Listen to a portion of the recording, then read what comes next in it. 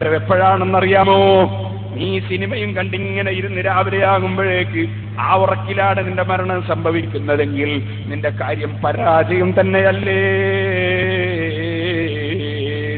ലോകത്തിന്റെ മുഴുവനും നേതാവായ മുഹമ്മദുർ റസൂലുള്ളാഹി സ്വല്ലല്ലാഹു അലൈഹി വസല്ലം അലിഫ് ലാം മീം തൻസീലുസ് സജദ ഓതാതെ കിടന്നുറങ്ങാറില്ല. തബാറക സൂറത്ത് ഓതാതെ കിടന്നുറങ്ങാറില്ല.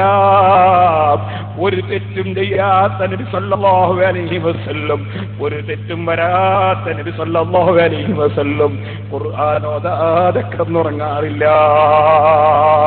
നമ്മക്കോ രാത്രിയിൽ ഒരു നേരം ഖുർആൻ ഓതാനുണ്ടോ? നമ്മൾ സിനിമയും കണ്ട് നേരം പോക്കുന്ന തിരക്കിലായി പോയി. അല്ലാഹു നന്നാക്കട്ടെ. സഹോദരന്മാരെ, ഞാൻ നീട്ടി പറയുന്നില്ല, ഒരുപാട് വിഷയങ്ങളുണ്ട് പറയാൻ. ഇനിയൊരു കാര്യം സൂചിപ്പിക്കുന്നു. അന്യപുരുഷന്മാരുമായി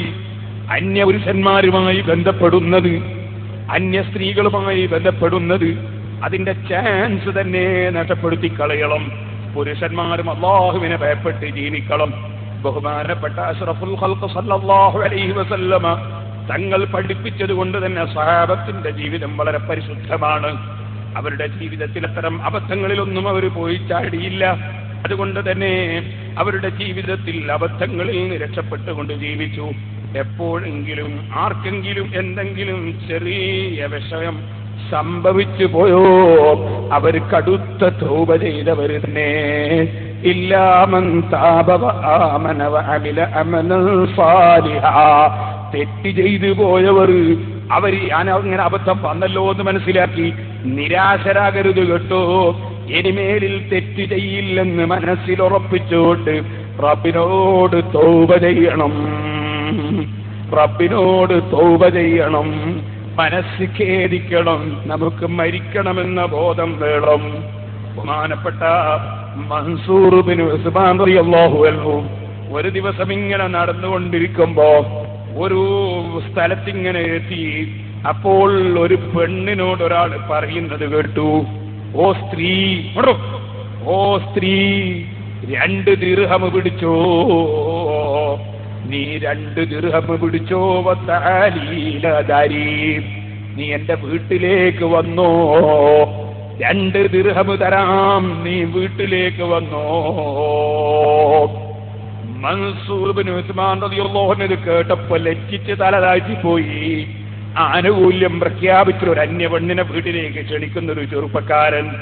മൻസൂർ ബിൻ ഉസ്മാൻ റളിയല്ലാഹു അൻഹു മെല്ലെ സാലെടുത്ത് തലയിങ്ങ് പുതച്ച് തലതാഴ്ത്തി ആ സ്ത്രീയുടെ സമീപത്തേക്ക് അങ്ങോട്ട് ചെന്നു. മഹാനവറുകൾ അവളെ നന്നാക്കി എടുക്കാനുള്ള പരിപാടിയിലാണ്.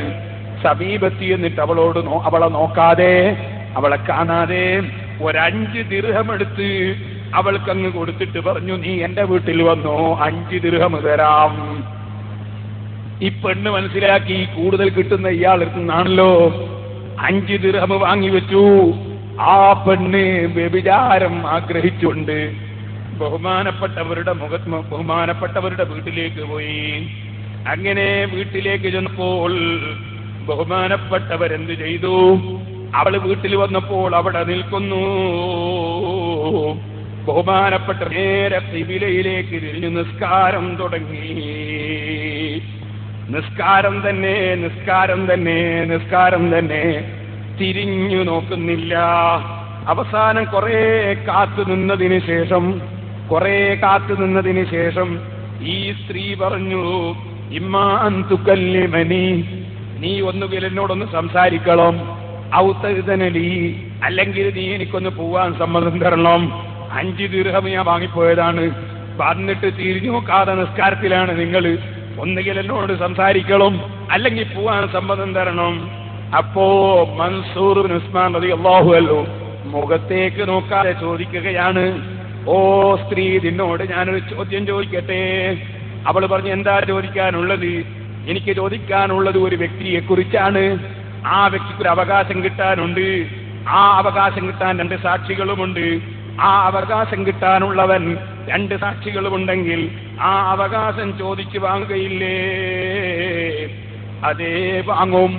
എന്നാൽ ഒരവകാശം കിട്ടാനുണ്ട്, 4 സാക്ഷികളുണ്ടെങ്കിലോ? എന്നാൽ എന്തായാലും വാങ്ങും. അപ്പൊ അവർ 4 സാക്ഷികളെ കൊണ്ടുവന്നപ്പോ വിധി പറയുന്ന രാജാവ് അതിന്റെ യാഥാർത്ഥ്യം അറിയുന്നവനും കൂടിയാണെങ്കിലോ, വിധി പറയുന്ന രാജാവ് അദ്ദേഹം അതിന്റെ യാഥാർത്ഥ്യം അറിയുന്നവരുമാണെങ്കിലോ എന്തായാലും അവകാശം കിട്ടും, അവകാശം വാങ്ങും. അപ്പൊ ബഹുമാനപ്പെട്ടവരുടെ ചോദ്യം, ഫകൈഫ ഉകല്ലിമുകി, ഓ സഹോദരി നിന്നോട് ഞാൻ സംസാരിക്കലെങ്ങനെ? നമ്മളെ കൂടെ 4 സാക്ഷികളില്ലേ, വൽ ഹാക്കിമു, അതാ എല്ലാ രഹസ്യവും പരസ്യവും അറിയുന്ന രാജാവുമില്ലേ. കാലത്ത് അവള് ചോദിച്ചു, ആരാ രാജാവ്, ആരാ സാക്ഷികള്? ഉടനെ തന്നെ പറഞ്ഞു, ഇന്നലൈക്കും ലഹാഫിദീൻ, ഏത് മനുഷ്യന്മാരുടെ കൂടെയും ഹാഫിളീങ്ങളായ മലക്കുകളില്ലേ. അന്യപുരുഷനായ ഞാനുമായി ബന്ധപ്പെടാൻ എന്റെ 5 ദിർഹം വാങ്ങി വന്നതാണ് നീയെങ്കിൽ, ഓ സഹോദരി നിന്റെ കൂടെ മലക്കുകളില്ലേ, എന്റെ കൂടെയും മലക്കുകളില്ലേ. ആ മലക്കുകൾ സാക്ഷികളല്ലേ. നമ്മുടെ ഓരോ രഹസ്യവും പരസ്യവും അറിയാൻ മുഴുവനും അറിയുന്ന രാജാവില്ലേ. അലം തഅലമീ ബിഅന്നല്ലാഹ യറാ, അല്ലാഹ് മുഴുവനും കാണുന്നുണ്ടെന്ന് നീ അറിയുന്നില്ലേ പെണ്ണേ? നിന്നോട് ഞാൻ സംസാരിക്കലെങ്ങനെ? ഈ ചോദ്യം ബഹുമാനപ്പെട്ടവര് മുഖത്ത് നോക്കാതെ അങ്ങ് ചോദിക്കുമ്പോഴേക്ക് ഇബ്നു ഹജർ തങ്ങൾ അവിടുത്തെ കിതാബിൽ രേഖപ്പെടുത്തുന്നു, അപ്പെണ്ണ് പെട്ടെന്ന് അല്ലാഹുവിനെ കുറിച്ചുള്ള ചിന്തയും അതുപോലെ മനസ്സിന്റെ ഉള്ളിൽ മലക്കുകൾ സാക്ഷി പറയുന്ന രംഗവും അപ്പെണ്ണിന്റെ മനസ്സിന് ഉദിച്ചു വന്നപ്പോ അപ്പെണ്ണ് പെട്ടെന്ന് ആ ഒരൊറ്റ ശബ്ദം ഉയർത്തിപ്പോയി. ആ ശബ്ദത്തോട് ആ പെണ്ണങ്ങ് മരണപ്പെട്ടുപോയി.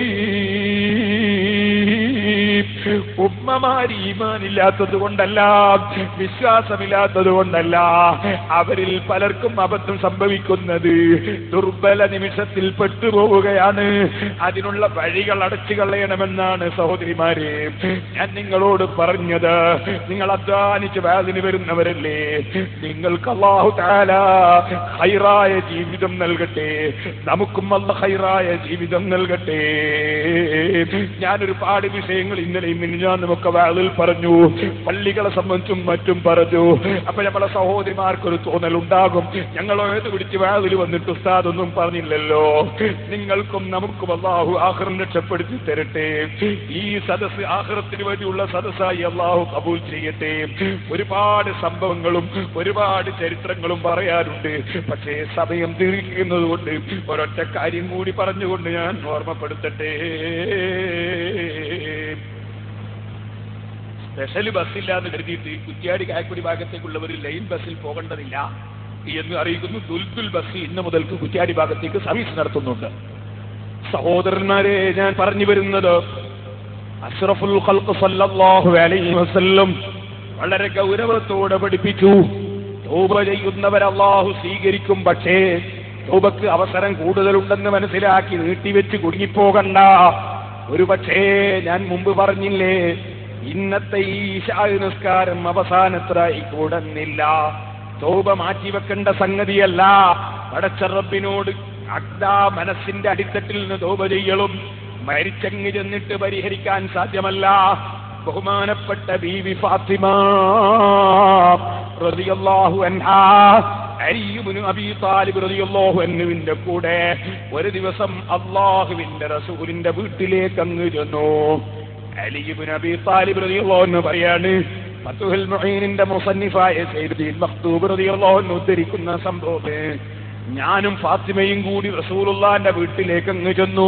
ഫവജദ്നാഹു യബ്കീ ബുകാഅൻ സദീദാ, ഏത് കാര്യങ്ങൾക്കും ഇറങ്ങാൻ മടിയില്ലാതെ, എന്ത് വയല് അതല്ല ഇപ്പോഴത്തെ കാലത്ത് നടക്കോ, ഇപ്പോഴത്തെ കാലത്ത് അങ്ങനെല്ലാം പറഞ്ഞാൽ നടക്കോ എന്നൊക്കെ ചിന്തിച്ച് ആഖിറം വിറ്റുകളയല്ലേ ഉമ്മമാരെ, ആഖിറം വിറ്റുകളയല്ലേ ചെറുപ്പക്കാരെ.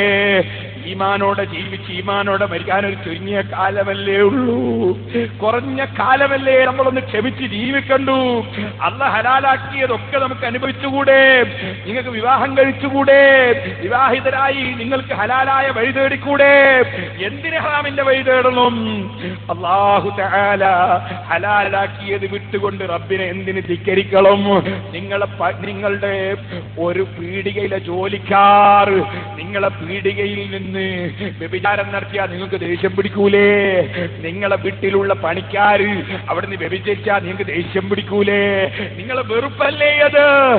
എന്നാ ചോദിക്കട്ടെ, അള്ളാന്റെ ഭൂമിയിൽ വെച്ച് അള്ളാന്റെ വെള്ളവും കുടിച്ച് അവന്റെ ഭക്ഷണവും കഴിച്ച് അവൻ കൊടുത്ത അവയവങ്ങളൊക്കെ അവൻ വിരോധിച്ചതിൽ ചെലവഴിച്ചാൽ, അവൻ വിരോധിച്ച കടലവശളായ അശ്ലീലമായ വഷളായ തെറ്റ് ചെയ്താൽ അത് അള്ള എങ്ങനെ നോക്കുകയല്ലേ? അള്ള കാണുകയല്ലേ? അവന്റെ മലക്കുകൾ നോക്കുകയല്ലേ? അവന്റെ മലക്കുകൾ സാക്ഷി നിൽക്കുകയല്ലേ? അല്ലാഹുവിന്റെ വെറുപ്പ് ചെറുതാണോ? അല്ലാഹുവിന്റെ വെറുപ്പ് ചെറുതാണോ? അതേക്കുറിച്ച് നമുക്ക് ചിന്ത വേണ്ടേ? ഫാത്തിമ ബീവിയും അലി ഇബ്നു അബീ താലിബ് റളിയല്ലാഹു അൻഹു വീട്ടിലിങ്ങ് കയറി വന്നു. റസൂലുള്ള കരയുകയാണ്. എന്താണ് നബിയെ കരയുന്നതെന്ന് ചോദിക്കുമ്പോ മറുപടി പറയുന്ന